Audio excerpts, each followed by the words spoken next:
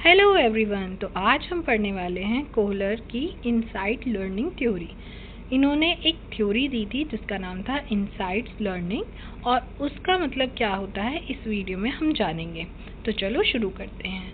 सबसे पहले एक साइकोलॉजिस्ट थे जर्मन जिनका नाम था वुल्फगैंग कोहलर। इन्होंने ये थ्योरी दी थी और ये फाउंडर भी हैं, one of the founder of gestalt psychology. Gestalt psychology एक ऐसी साइकोलॉजी है जो बात करती है किसी भी चीज़ के एज अ होल के बारे में, किसी सिचुएशन के।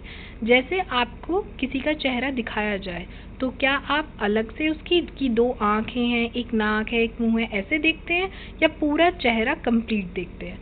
पूरा चेहरा कंप्लीट देखते हैं ना। तो ये उसी बारे में बात करते हैं कि हम सिचुएशन को पार्ट्स में नहीं एज अ होल देखते हैं।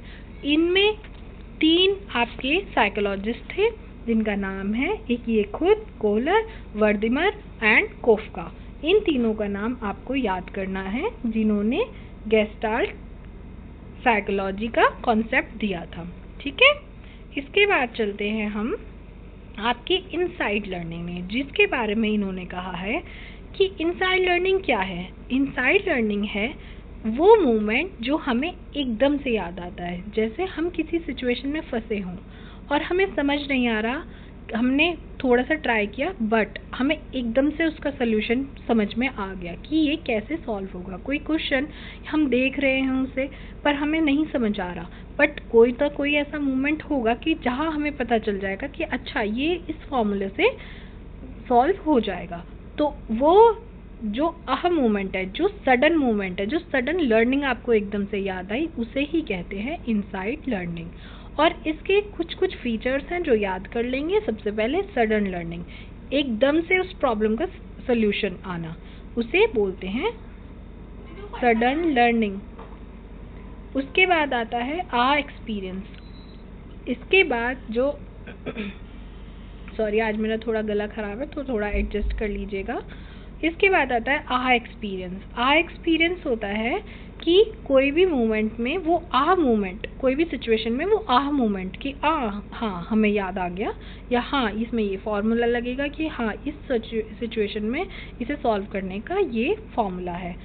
इससे क्या फीचर होता है? Understanding relationship. हम दो चीज़ों में रिलेशनशिप बना पाते हैं, उन्हें समझ पाते हैं। और कोई भी इसमें ब्लाइंड ट्रायल एंड एरर नहीं होता कि कोई भी अंधविश्वास या बिना देखा बिना सोचा सिर्फ ट्राई करे जा रहे हैं, नहीं, ऐसा नहीं होगा।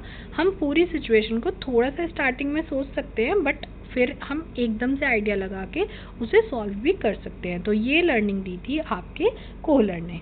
ठीक है, अब इन्होंने एक एक्सपेरिमेंट किया। वो एक्सपेरिमेंट किया इन्होंने एक चिंपैंजी पर। तो ये एक चिंपैंजी है जिसका नाम था सुल्तान। वो सलमान खान वाला सुल्तान नहीं, अलग से सुल्तान नाम था। इन्होंने एक एक्सपेरिमेंट किया। इन्होंने इस सुल्तान पे बहुत सारे एक्सपेरिमेंट किए बट उसमें से कुछ फेमस है जो मैं आपको यहाँ दिखा रही हूँ। कि इन्होंने क्या किया, एक सीलिंग पे एक बंच ऑफ बनाना को लटका दिया। उसके बाद चिंपैंजी ने क्या किया, एक दो बार उसको छूने की कोशिश करी कि हाँ मैं इसको देख हाथ मेरा जाता है या नहीं। अब नहीं आया। अब उसने सोचा थोड़ी देर, पर उसको एक रियलाइज हुआ, एक आइडिया आया, एक मूवमेंट हुआ उसके साथ। सडन रियलाइजेशन हुआ किस बात का, कि हाँ जो ये बॉक्सेस पड़े हुए हैं इसे भी तो मैं लगा के उस बनाना तक जा सकता हूँ। तो इसने क्या किया, बॉक्सेस को एक साथ लगाया और वहाँ सीलिंग तक पहुँच गया, बनाना ले लिया और खा लिया। तो इससे वो बताते हैं कि हमने क्या देखा, हमने ये देखा, सुल्तान ने क्या देखा कि कुछ बॉक्सेस पड़े हुए हैं। अब उसने अपनी हाइट से नापा कि नहीं ये तो दूर है। उसके बाद उसने दिमाग में एकदम रियलाइजेशन हुआ कि हाँ ये डब्बों को मैं एक साथ लगा सकता हूँ और यहाँ तक जा सकता हूँ। तो सिचुएशन को एज अ होल देखा गया। ठीक है, उसके बाद इसके बहुत इंपॉर्टेंट प्रिंसिपल्स आ जाते हैं जो हम आगे डिस्कस करते हैं। तो सबसे पहले आपका आता है principle of similarity, principle of proximity, principle of closer and principle of continuity. चलो इनके बारे में भी कुछ देख लेते हैं। सबसे पहले आता है law of similarity. Law of similarity में ये कहा जाता है कि जो चीज़ एक जैसी दिख रही हो उसे हम एक ग्रुप में बांटते हैं। जैसे आपको यहाँ पे एक रेड कलर के डॉट्स दिख रहे हैं जो एक ग्रुप में है, और एक ब्लैक कलर के डॉट्स दिख रहे हैं जो एक ग्रुप में है। तो ये दोनों ब्लॉक्स जो है वो अलग अलग ग्रुप से बिलोंग करते हैं। तो जो ठीक है, तो ये हम इसमें देखते हैं कि जो सिमिलर जैसा है, सिमिलैरिटी का मतलब होता है सिमिलर, एक जैसा जो दिखे, लुक सिमिलर, तो जो एक जैसा दिखता है उन्हें हम एक ग्रुप में रखते हैं, और जो अलग जैसा दिखता है उसे हम अलग ग्रुप में रखते हैं। ठीक है, ये होती है लॉ ऑफ सिमिलैरिटी। इसके बाद आता है लॉ ऑफ प्रॉक्सिमिटी। इसमें हमें बोला जाता है कि जो भी चीज़ हमें पास दिखती है हम उन्हें सेम ग्रुप में रख देते हैं। अब आपको यहाँ पे 6 डॉट्स दिख रहे हैं जो बिल्कुल पास है। अब आपने खुद से मन में यहाँ पे देख रहे होंगे, समझ गए होंगे कि हमने इनको एक ग्रुप में रख दिया, फिर 4 को डॉट्स को एक ग्रुप में रख दिया, एंड 4 बॉल्स को एक ग्रुप में रख दिया। तो इसका एक फंडा भी है कि क्या, near object is equals to same group. ठीक है, उसके बाद आता है law of closure. Law of closure कहता है कि कोई भी मिसिंग पार्ट हो हम उसे अपने दिमाग में एज अ होल मान लेते हैं। कोई भी इनकम्प्लीट फिगर हमें दी जाती है बट हम उसके मिसिंग पार्ट को खुद ब खुद पूरा कर देते हैं। जैसे आपको यहाँ पे क्या 3 सर्कल दिख रहे हैं, बट नहीं ना, तो हमने पर आपका दिमाग कह रहा होगा कि हाँ ये एक सर्कल है, ये एक सर्कल है, ये एक सर्कल है। आपने खुद ब खुद इन्हें कंप्लीट कर दिया। या क्या आपको यहाँ ट्रायंगल दिख रहा है, नहीं दिख रहा, बट आपने फिर भी इसे क्या कर दिया, एक कंप्लीट ट्रायंगल बना दिया। तो जब हम इनकम्प्लीट फिगर को पूरा कंप्लीट, अब मिसिंग पार्ट को खुद ब खुद कंप्लीट कर लेते हैं, तो उसे कहते हैं लॉ ऑफ क्लोजर। उसके बाद आता है लॉ ऑफ कंटिन्यूटी।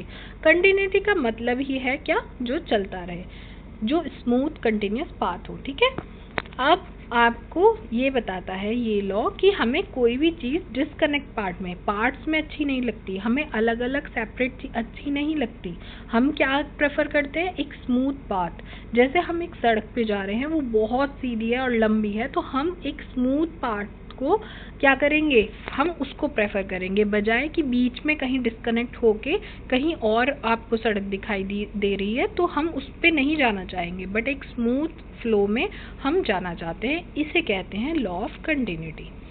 इसके बाद आ जाते हैं कि इसका इम्पोर्टेंस क्या है एजुकेशन में।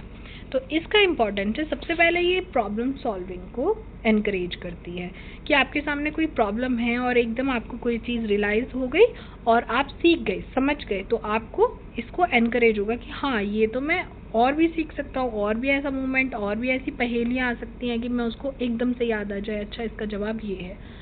सेकंड है एक्टिविटी बेस्ड लर्निंग, कि आप एक्टिविटी दो बच्चों को कुछ और बच्चे उसे सॉल्व करेंगे, बच्चे उसे एक्टिविटी देखेंगे कि अपने दिमाग से उनके फिर उनकी ये जो एक्टिविटी दी जाएगी उसमें कोई ना कोई ऐसा पार्ट एकदम टाइम होगा जहाँ वो बच्चे समझ पाएंगे कि हाँ ये ऐसे सॉल्व हो सकती है, लाइक पजल्स। तो ऐसा कुछ दो बच्चे को आप दे सकते हैं। उसके बाद थर्ड आता है प्रेजेंट मीनिंगफुल सिचुएशन, कि एक ही मीनिंगफुल सिचुएशन पे ज़्यादा डिपेंड करती है, कि ऐसा नहीं कि बच्चे को कुछ भी देते हैं वो ट्राई करे जा रहा है वो सॉल्व होगा नहीं होगा कुछ नहीं पता, नहीं, ये एक प्रैक्टिकल चीज़ पे ज़्यादा फोकस करती है। फोर्थ है स्टूडेंट डिस्कवर रिलेशनशिप। अभी हमने इनके कुछ प्रिंसिपल पढ़े थे जिसमें रिलेशनशिप की बात की गई थी। तो क्या करते हैं बच्चे, क्या करते हैं इसमें रिलेशनशिप बनाते हैं जो एक दूसरे से चीज़ के, जैसे उस सुल्तान ने क्या किया, सीलिंग पे जो बनानास थे उससे रिलेशन किसका बनाया, बॉक्सेस का। जब उसने बॉक्स को एक साथ लगाया तो उसे समझ में आया कि इन्हें लगा के मैं क्या कर सकता हूँ, ऊपर जाके बनाना को ले सकता हूँ। तो ये था आपका कोहलर की थ्योरी, जो आपको आई होप समझ आ गई हो। इसके बाद हम मिलते हैं नेक्स्ट वीडियो में, तब तक आप रिवाइज कर लीजिए। ठीक है, ओके, बाय।